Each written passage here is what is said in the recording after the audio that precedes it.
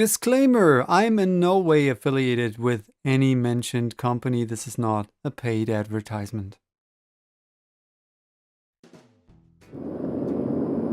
Today I'm going to do something very, very special.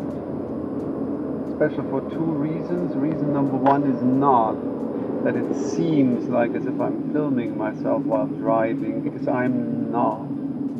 This is just a blue screen video type of thingy that makes it just look like as if I'm cruising down the highway with my Chevrolet. No, what's very special about this video is that I'll be shooting macros, that is number one, and number two is that I won't be shooting just any old macros with a macro lens, because everyone can do that, right, with a macro lens. It's all about the equipment and the cameras. No, I'll be using my macro tubes and my 50mm 1.8 tube. So very special. Stay tuned. And now I'm gonna pretend as if I'll be arriving in my blue screen car at the not blue screen location.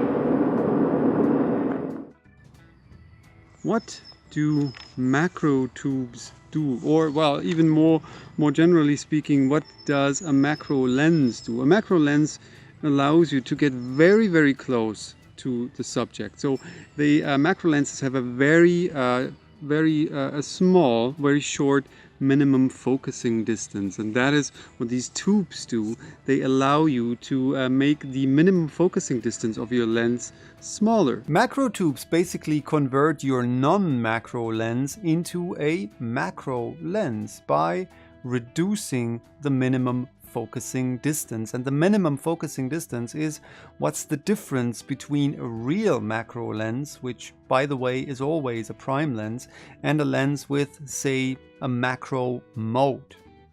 Real macro lenses always have a magnification factor of at least 1:1, meaning that the size of the image on your sensor will be exactly as big as the real life object. So if you take a photo of something that is, say, 1 inch long, and you go as close as you can, so really use the minimum focusing distance, then the projected image on the sensor will also be 1 inch. Right now I have the Canon 50mm 1.8 attached to my camera and the macro tubes, and this lens has a minimum focusing distance of 0.45 meter, which is around 1.5 feet.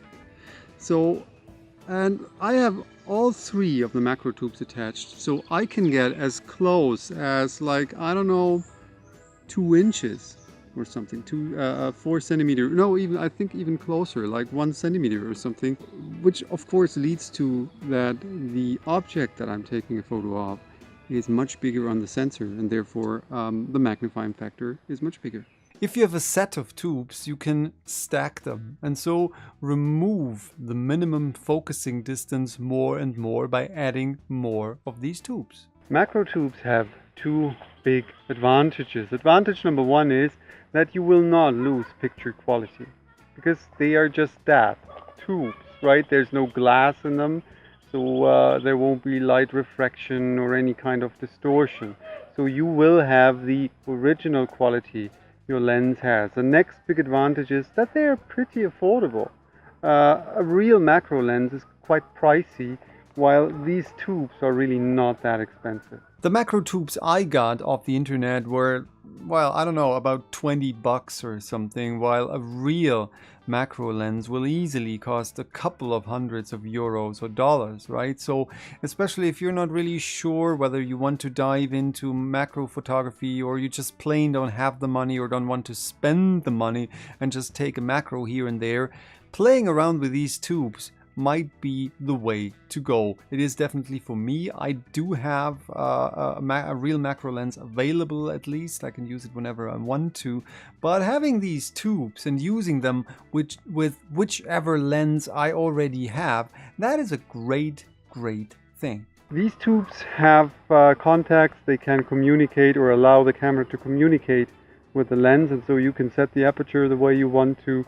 You can even use autofocus which is really a big advantage of these tubes that I have here. And again, they were really affordable. I was really surprised how affordable they were. Of course, macro tubes also have disadvantages. The one big disadvantage they have is that you will lose light. So you will need more light.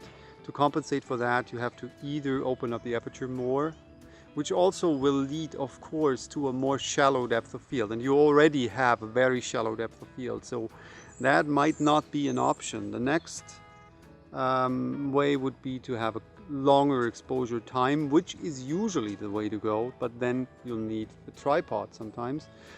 And well, the third option is of course to raise ISO, which well is certainly up to your taste. I try to not go over ISO 400 with shots like that, to not get because with higher ISOs you will have more noise, but also lose a lot of picture or a lot of detail in your photos, and of course also dynamic range.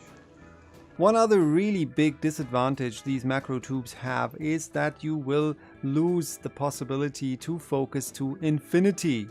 At least that is what I read everywhere. And yes, it's true, but it's very, very euphemistically spoken, because I wasn't able to focus on anything that was further away than, say, like 3 or 4 inches. That depends, of course, on the lens that I used and on the aperture. So if I stopped down completely and really used just one ring or something, then the distance was bigger, of course. But while having these tubes attached to your camera and having a lens attached to them, you can only use the lens really for macro shots.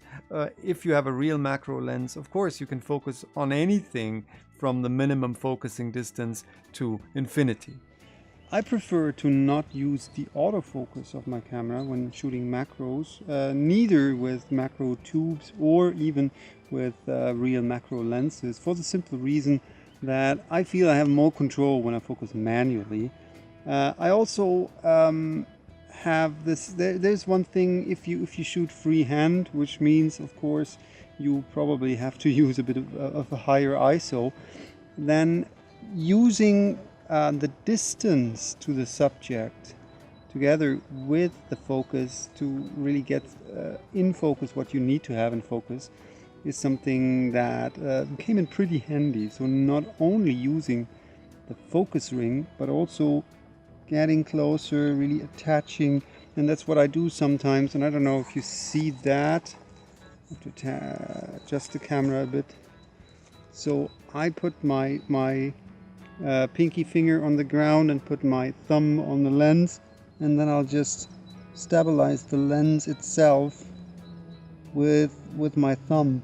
So that allows me to really use these fractions of inches or millimeters that are needed for getting the focus right. Originally, I also wanted to talk a bit about tripods in this video, but I think this video is already long enough, right?